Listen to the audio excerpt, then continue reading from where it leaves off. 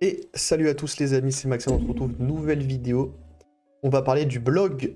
Bah du coup, le dernier blog qui est sorti, c'est parti.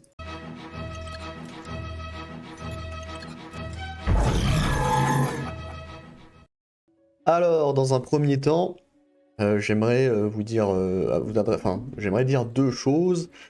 La première, euh, c'est au niveau des vidéos. Alors, il y en a moins qu'avant, c'est normal. J'ai plus de travail qu'avant. Voilà. Donc, des fois, je vous avouerai que c'est juste de la flemme. Voilà, j'ai beaucoup travaillé, je suis fatigué. Bon, faire un blog le vendredi, surtout quand il est pas très intéressant, je me dis bon, tant pis. Donc, et voilà, des fois, j'ai juste des empêchements au niveau du temps. Donc, c'est normal qu'il y ait moins de vidéos. J'arrête pas, voilà, vous inquiétez pas, j'arrête pas. Je suis toujours ici, je joue toujours au jeu. Voilà, ça c'était pour la première chose, mais voilà, il y a moins de vidéos, c'est normal, vous en inquiétez pas, même si c'est vrai que le rythme est un peu lent. Là, dernièrement, je fais vraiment que les vidéos que je juge être utiles, enfin que je juge être vraiment utiles. Par exemple, je fais plus les infographies de Team, mais pour cela, je vous recommande la chaîne de Gail TGTV, Tactical Gaming Television. Non, soit c'est ça, un TGTV. Donc voilà, il fait les personnages, les teams, je trouve que ses vidéos sont très bien, il parle bien des persos, il fait les capes orange et tout, donc très intéressant, n'hésitez pas à aller voir si vous avez des questions à ce niveau-là. Et voilà, c'est déjà très bien, vous pouvez aussi venir sur mon Discord. Sur mon Discord, vous pouvez poser n'importe quelle question. J'essaye d'y répondre quand je les vois. Souvent, il y a Wade qui répond avant moi. Donc voilà, n'hésitez pas à venir sur le Discord si vous avez plein de questions, on sera très heureux de vous répondre. Et la deuxième chose que je voulais vous dire, c'est une petite info. Peut-être que vous avez vu passer cette image, donc les prochains persos du patch. Alors je sais pas s'il y en aura d'autres, ou s'il y aura que eux. En tout cas, de ce que je peux vous dire, voilà, il y a eux en prochain perso. Et bon, évidemment, Red Goblin, on sait qu'il va sortir, et il y en a trois autres. Il y en a deux qui sont très simples à deviner. Un des deux qui est très simple à deviner, on a le droit d'en parler, c'est le Ghost Rider cosmique. Je crois pas qu'on puisse dire la team, donc je vais pas le faire. De toute façon, je pense qu'on le découvrira, enfin vous le découvrirez assez vite. Parce que moi je sais déjà les prochains persos et les prochains héros du patch, donc je vais pas vous dire évidemment, je pense pas avoir le droit. Mais voilà, sachez que Ghost Rider cosmique, on a le droit de le dire, il arrive. Est-ce que j'ai le droit de dire le mode de jeu? Je sais pas non plus, je vais pas vous mentir, j'ai pas vu la vidéo. C'est un interview sur la chaîne de Mr. Hardgrave si vous voulez tout savoir. Si vous avez envie d'aller la voir, chaîne de Mr. Hardgrave, interview d'un développeur. Vous allez voir, normalement il y a Cosmic Ghost Rider sur la miniature, donc vous allez la voir assez facilement.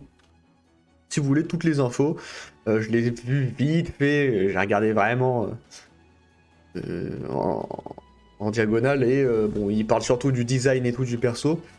Je sais pas s'il parle de sa team. En tout cas, voilà, Cosmic Ghost Rider, les amis, qui arrivera dans le prochain patch. Alors, évidemment, là-haut, il y a...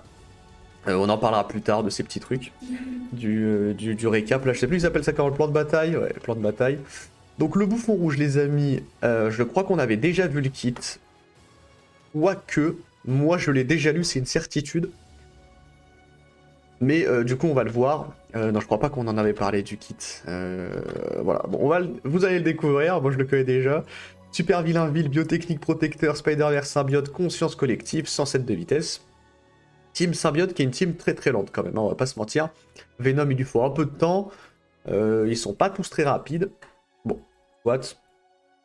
Alors la basique, assaut du bouffon, attaque les cibles principales et adjacentes et inflige 350% de dégâts, applique 2 fois saignement, donne 2 fois régénération, pardon, et applique 2 fois régène à l'allié de conscience collective ayant perdu le plus de vie. Sur l'attaque iso-8, il se donne 2 fois régène et il donne aussi 2 fois à l'allié qui a perdu le plus de vie et il met 2 fois les saignements. Donc c'est là comme ça une basic striker extrêmement intéressante. Il y a Gwen aussi qui a une bonne basic striker.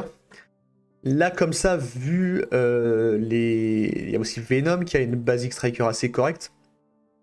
Mais étant donné que la team joue beaucoup autour des debuffs, surtout autour des saignements, je pense que le plus intéressant... Alors, Venom met aussi des saignements quand il est basique.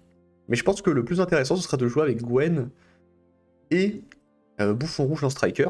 Pour l'instant, les gens jouent encore pas mal Venom Striker, du moins sur Jarvis. Je me suis pas intéressé à haut niveau ce que les gens faisaient. Je peux peut-être essayer de regarder vite fait, essayer de voir assez vite fait ce que les gens jouent sur Venom. Voilà, je vais essayer de trouver ça en rapide, mais oui, globalement, de ce que je vois, les gens continuent quand même un peu de jouer Striker sur le collègue Venom. Donc je pense perso que bah, Venom faudra le virer du Striker, alors peut-être Tirailleur, étant donné qu'il met énormément de debuff, ou peut-être Raider, je pense plutôt un penchant Tirailleur de mon côté, et Bouffon Rouge en Striker. Voilà, je pense que ce sera le plus opti, alors après évidemment il faudra tester la team, mais je vous donne mes premiers ressentis à ce niveau-là. Voilà. Donc le spécial 5 sur 5. Attaque les cibles principales et adjacentes et inflige 400% de dégâts, applique défense réduite pendant 2 tours et 2 fois saignement. En raid, applique trauma pendant 2 tours aux cibles principales et adjacentes. Supprime les effets nuisibles de soi-même et des alliés. Donc ça c'est très bien.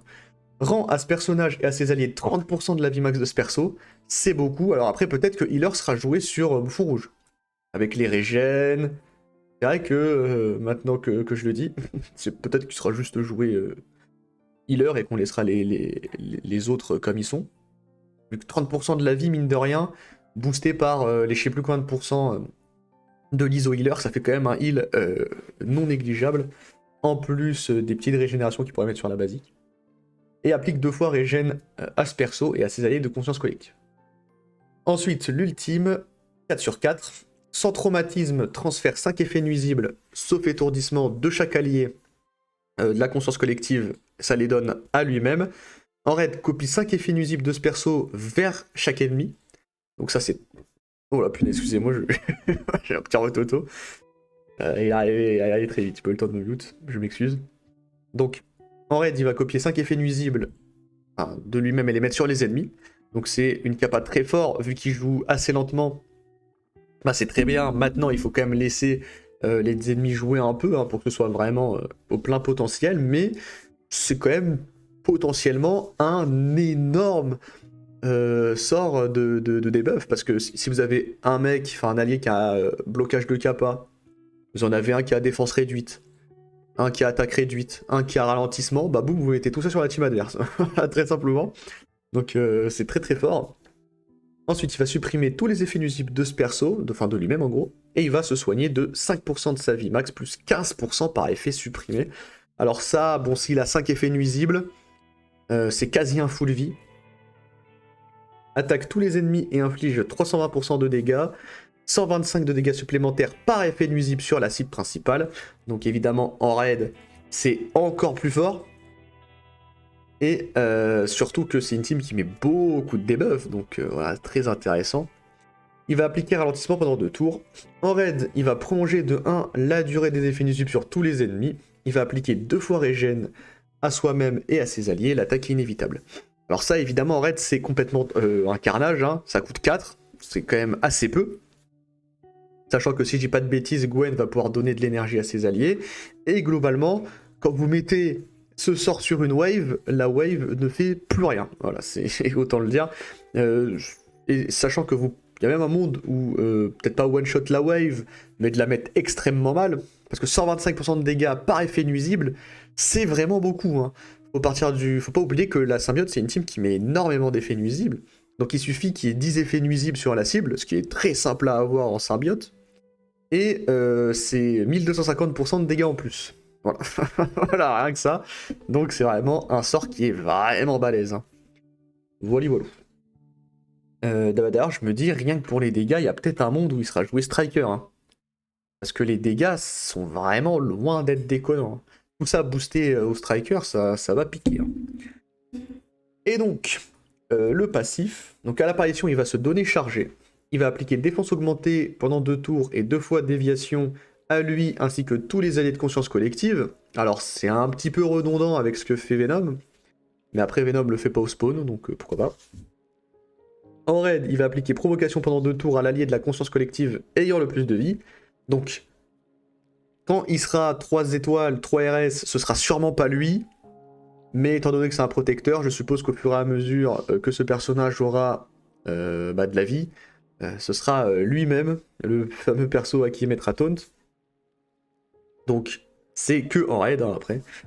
Si ça avait été en dehors du raid, ça aurait été très intéressant. Quoique, enfin, ça aurait été très intéressant dans le fait où, vu que ça aurait été sûrement le seul conscience collective que vous aurez joué, il aurait sûrement eu un pré-taunt. Bon là, il ne l'a pas, mais voilà, ça reste quand même très bien en raid. À chaque tour, il va se rendre 20% de vie.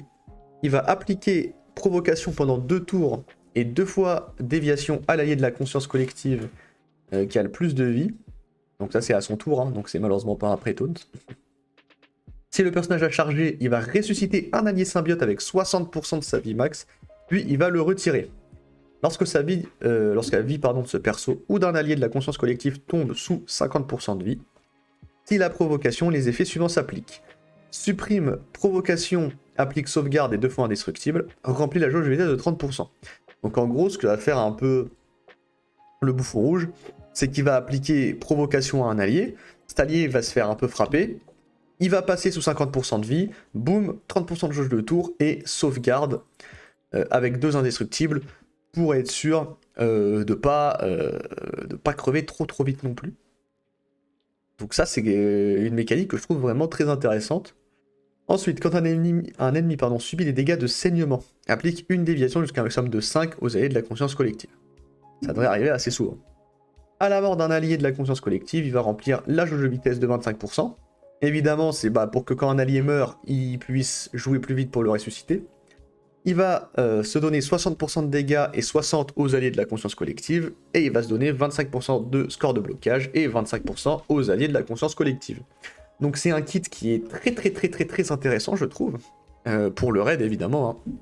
En dehors du raid, je trouve que ça vaut pas grand chose malheureusement.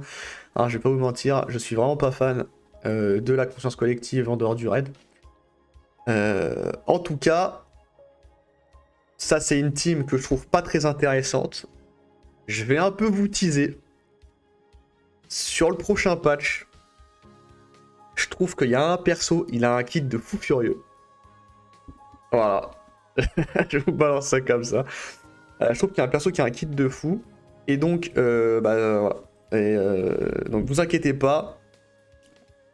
Si vous voulez des persos très forts à monter et qui ne sont pas bons que dans un seul mode de jeu, je pense que le prochain patch, il y en a un qui va être très intéressant. Voilà. Alors, je dis pas plus, je dis pas qui c'est, je dis pas ce qu'il fait. On verra ça de toute façon en temps et en heure. Alors, ordre du bouffon rouge et pacte de la colère. Alors, est-ce que c'est intéressant ou pas ça? J'ai pas l'impression. Ouais, juste ça parle des étoiles rouges de bouffon rouge. Donc qui arriveront en même temps que le perso. Qui est. Il n'y a pas de date, sûrement que ce sera. Ah si, pardon, le 8 février. 8 février 23h, donc le 9 février. Donc je fais ce patch un peu en retard, non, ça sort le vendredi. C'est du coup vendredi, en fait, voilà. C'est à la fin de la semaine plus ou moins. Voilà, il y a le pacte, enfin pas le pacte, mais le costume de pacte de Nova, bon, on s'en fout. Je pense que c'est pas très intéressant. Et là, par contre, il y a le truc intéressant, épreuve cosmique saison 6. Nouvelle saison d'épreuve cosmique qui commence le 9 février à 22h. Je vais essayer demain ou après-demain, du moins avant le 9 évidemment, de vous faire la vidéo. Alors c'est le 9 février que ça change et il y aura jusqu'au 12, ouais bon. Mais je vous ferai la vidéo avant évidemment. J'essaierai de la faire quand même avant le 9. Le mieux serait avant le 12. On parlera des meilleures teams. J'avais dit à quelqu'un dans les commentaires que je la ferai demain. Je pense pas en fait. Parce qu'il faut quand même prendre le temps d'un peu réfléchir. Mais on verra. Voilà, on verra bien. Ça sortira dans pas trop longtemps. Donc.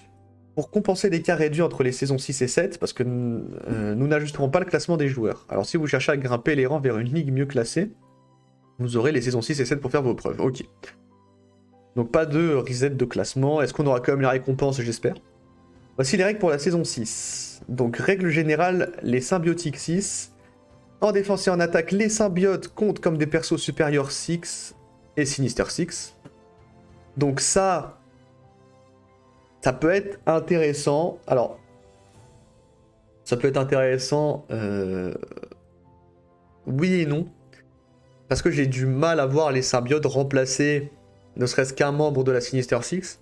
Alors après, si vous avez un Void Knight palier 18, oui, c'est peut-être mieux que votre Shocker palier 12, ça c'est une certitude. Mais voilà. On verra bien ce que ça donne. Bon, c'est pour jouer un peu les deux bouffons, mais en fait, par exemple, si vous regardez le bouffon rouge, bah, vous le sortez de la conscience collective. Peut-être que lui, il va prendre les buffs de la Superior Six, mais lui, il va donner aucun buff à la Superior ou Sinister Six. Et c'est un peu pareil pour tous les persos symbiotes, malheureusement. Donc, pourquoi pas. Pourquoi pas.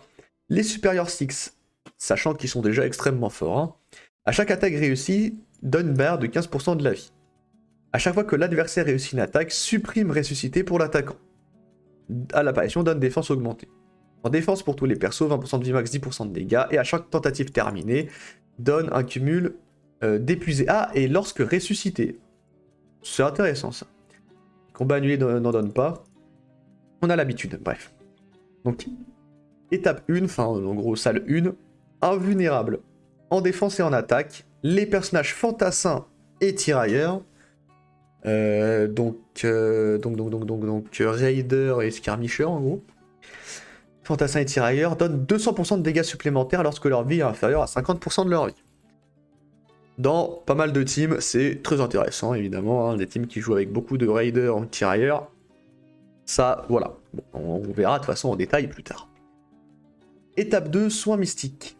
En défense et en attaque, pour les personnages mystiques, donne 20% de drain de vie par effet nuisible, saignement, attaque réduite, traumatisme et obstruction. Ok, donc c'est pas par effet nuisible tout court, c'est juste saignement, attaque réduite, traumatisme et obstruction. Bah du coup mettez pas votre conscience collective en salle 2.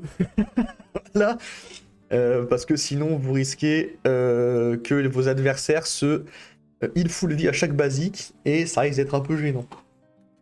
Bon, étape 3, quand il pleut. En défense et en attaque. Quand un personnage obtient un effet bénéfique, prolonge de +1 tous les effets bénéfiques sur ses alliés jusqu'à un maximum de 3. Et quand un personnage obtient un effet nuisible, prolonge de 1 tous les effets nuisibles sur ses alliés jusqu'à un maximum de 3. Très bien, ok. Étape 4, énergie spirituelle, en défense et en attaque, pour tous les personnages. Chaque fois qu'un personnage gagne des points d'énergie d'une capacité active, il obtient +1 point d'énergie supplémentaire. Donc voilà, tout ce qui est Captain America, Captain Sam... y a quoi d'autre comme exemple? Bah, il y a Gwen, du coup, Gwenom, dans la conscience collective. Voilà, tous ces trucs qui génèrent un peu d'énergie, ça va en générer encore plus, donc c'est plutôt bien. Quand un ennemi meurt, les alliés obtiennent 1 point d'énergie. Donc en fait, quand un ennemi meurt, les alliés obtiennent 2 points d'énergie. Et les capacités, bah, ou la décide, tiens, voilà, je viens de penser la décide. Donc en gros, la décide, quand un ennemi meurt, ça va être +4 d'énergie. Ça va faire beaucoup. Et les capacités ultimes coûtent 3 d'énergie en plus. Donc qu'est-ce que ça veut dire? C'est-à-dire que les capas ultimes des persos ne seront pas disponibles au tour 1. Et oui, qui vont coûter 3 points d'énergie de plus. Étape 5, double robotique. En défense et en attaque. Pour les persos techno, quand un personnage techno utilise une capa ultime, ressuscite un allié techno avec toute sa vie. Alors... bah voilà, j'avais des exemples de team, mais en fait je vais vous les garder pour la vidéo. Étape 6, assurance vie, en défense et en attaque pour tous les persos. À chaque tour, supprime les effets bénéfiques et rend 10% de vie max par effet supprimé. Donc les teams qui se mettent beaucoup de buffs, c'est bien. Voilà. Préparez vos défenses dès maintenant pour gagner l'assentiment du tribunal vivant. Donc ensuite le petit cadeau, bon bah si vous l'avez loupé, vous l'avez loupé. Événement Marvel mécanique. Donc, c'est les événements du mois. Donc, Gwenomverse. Donc, il faudra marquer des points en récupérant des fragments d'eau spectrale dans les récompenses de classement d'arène et en combattant au garde alliance. Voilà, tout simplement. Ensuite, Tambour Clintar. Ça va être une phase du web. Ça aussi, on les verra là-haut. De toute façon, les phases du web, ils disent exactement que faire. Cybersécurité, Rix Rapide et Roalway. Modification des récompenses de saison de raid. Donc la prochaine saison de raid arrive sous peu et nous mettrons une nouvelle récompense en vedette. On parle de losange pour le Taskmaster. Alors remboursez aux équipes de raid, coordonnez votre alliance et ne ratez pas le lancement de la prochaine saison de raid le 4 février, qui est déjà arrivé du coup. Donc on va finir par le plan de bataille. Donc le 4 février, 22h, donc ça, au moment où je vous parle, bah, c'est déjà là. Modification des récompenses de raid et passe du strike 52 avec Solar. Le 5 février, donc en fait ce soir, moi je sors la vidéo, choc de Union Jack. Pendant 24 heures, récupérez 3 fois plus d'équipements d'origine en récompense. Événement d'alliance technologie du tribunal, combattez dans l'épreuve pour aller des orbes d'événements. Gwenom verte, gagnez des orbes dans l'arène. Passe du web, tambour Clintar, dépenser de l'énergie de campagne. Le 6, costume non normal de Miss Marvel arrive en boutique. Le 8, le chapitre de la campagne Pegasus devient permanent. Je sais pas de quoi il parle là. Le 9 février, Rix Rapide Héros alloué et le bouchon rouge qui sortira, il l'avait dit là, le 8, je crois, voilà, le 8, donc le 9. Donc voilà les amis, j'espère que la vidéo vous aura plu, n'hésitez pas, petit like, petit abonnement, petit commentaire, n'hésitez pas non plus dans la description, il y a le lien de la chaîne Twitch et du Discord, je vous invite à les rejoindre, et je vous dis à la prochaine pour la prochaine vidéo, salut à tous.